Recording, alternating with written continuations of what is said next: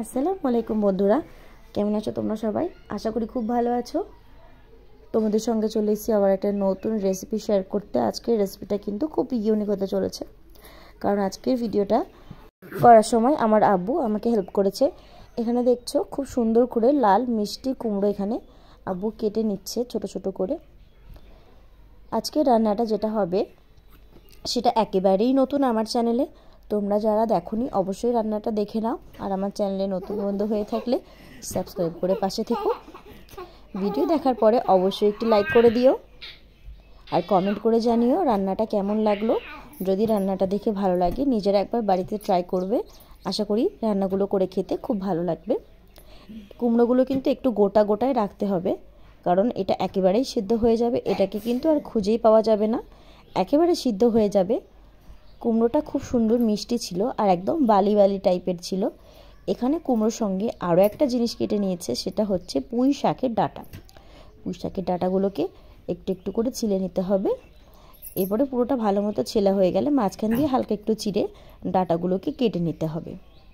এর সঙ্গে আরও কিছু উপকরণ আমি দিয়েছি। এর সঙ্গে এক্সট্রা যে সবজিগুলো ছিল, পুঁই শাকের পাতা দিয়েছিলাম, কচি পুঁই শাকের পাতা, পুঁই শাকের ডাঁটা ছিল, আর এখানে মটরশুঁটি ছিল।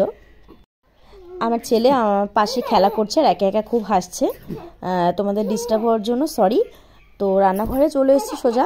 আসার পরে এখানে দেখছো রান্নাটার মধ্যে দেওয়ার জন্য এখানে আদা রসুন কেটে নিয়েছি। অনেকে কিন্তু কুমড়ো রান্নাতে আদা রসুন খায় না, কিন্তু একবার যদি তোমরা ট্রাই করো খুব ভালো লাগবে। আদা রসুনটা কেটে নেওয়ার পরে এখানে কড়াইতে কিন্তু অল্প একটু তেল দিতে হবে, আর ফোড়ন দিয়ে দিচ্ছি এখানে কালো জিরে, চেরা লঙ্কা আর একটু কুচানো পেঁয়াজ। আদা রসুন বাটাটা দিয়ে দিলাম, দিয়ে ভালো মতো নাড়াচাড়া করে নিতে হবে। মশলাটা পুরোপুরিভাবে ভেজে নিতে হবে। তোমরা যারা রেগুলার আমার ভিডিও দেখো তাদেরকে কিন্তু অনেক অনেক থ্যাংক ইউ। আমি এখানে অনেক জোরে জোরে কথা বলছি, তবুও কিন্তু জানি না তোমরা আমার ভয়েসটা পুরোপুরি শুনতে পাচ্ছ কি না। পাশে একটা বাচ্চা আছে, যদি তোমাদের কোনো অসুবিধা হয়ে থাকে তার জন্য ভেরি ভেরি সরি। তো এখানে দেখছো পুঁই শাকের ডাঁটা আর কুমড়োর মিশ্রণটা আমি ঢেলে দিয়েছি। খুব সুন্দর করে ভেজে নিতে হবে। কুমড়ো থেকে যখন পানিটা পুরোপুরিভাবে ছেড়ে দেবে, সেই পানিটাতেই কিন্তু ভালো রকম কুমড়োটা সিদ্ধ হয়ে যাবে। এরপরে একটু স্বাদ মতো লবণ আর পরিমাণ মতো একটু চিনি দিতে হবে। কুমড়োটা যেহেতু মিষ্টি সেই জন্য এখানে আমি চিনিটা দিলাম, এর জন্য রান্নাটা কিন্তু আরেকটু ভালো লাগবে খেতে। আমি এখানে যত কথা বলছি তোমাদের সঙ্গে, আমার ছেলে ততই হাসছে আমার মুখের দিকে তাকিয়ে। ও হয়তো ভাবছে আমি কোনো খেলা করছি, সেই জন্য মুখের দিকে তাকিয়ে ও হাসছে সমানে। তো চলো তোমাদের সঙ্গে রান্নাটা আমি এবারে পুরোপুরিভাবে শেয়ার করে নিই। কুমড়োটা থেকে দেখছো পানিটা কিন্তু ছেড়ে দিয়েছে। তো পানিটা ছেড়ে দেওয়ার পরে ভালো করে নাড়াচাড়া করে কুমড়োটাকে ওই পানিতেই সিদ্ধ করে নিতে হবে। এখানে দেখছো তোমরা 50% কিন্তু প্রায় সিদ্ধ হয়ে গেছে।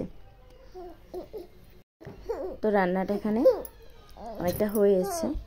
দেখো হলুদটা দিয়ে দিয়েছি, হলুদ দেওয়ার পরে কিন্তু পানি দিলাম, নাহলে কিন্তু হলুদটা পুড়ে যাবে। আর হলুদটা পুড়ে গেলে হালকা তেতো হয়ে যাবে।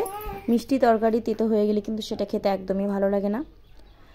যেহেতু কুমড়োটা একেবারেই হলুদ, আর এর মধ্যে হলুদটা দেওয়ার পরে কিন্তু বোঝাই যাচ্ছে না যে আদেও এখানে হলুদ ব্যবহার করা হয়েছে কি না। হলুদটা দেওয়ার পরে ভালো করে নাড়াচাড়া করে নিতে হবে। যখন পানিটা পুরোপুরিভাবে শুকিয়ে আসবে, সর্ষে বাটাটা এর মধ্যে দিয়ে দিচ্ছি। আমি এখানে সর্ষে বেটে রেখেছিলাম অনেক আগে থেকেই। এটা দেওয়ার পরে ভালো করে মশলাটা মাখিয়ে নিতে হবে, আর তারপরে ঝোলটা দিয়ে দিতে হবে পরিমাণে। যতটা পরিমাণ লাগবে ততটা ঝোল দেওয়ার পরে যখন রান্না থেকে পুরোপুরি পানিটা শুকিয়ে আসবে, রান্নাটা কিন্তু কমপ্লিট হয়ে যাবে। তো আজকের মতো এই পর্যন্তই। তোমরা সবাই ভালো থেকো, কালকে নতুন ভিডিও নিয়ে আসবো। খোদা হাফিজ।